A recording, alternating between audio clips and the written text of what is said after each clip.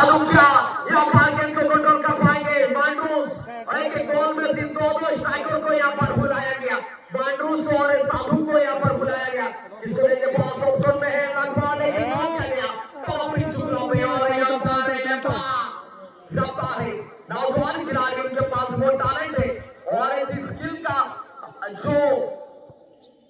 talent है ना उसके पास से खुद कर बना है लेकिन कहते यहाँ पर धीरे धीरे opponent team half way line पे नॉर्थ सेंटर से गेंद को आगे की ओर बढ़ाने की प्रयास से नंबर 4 के लिए पर है लेकिन सरदार प्रसाद गोलकीपर ने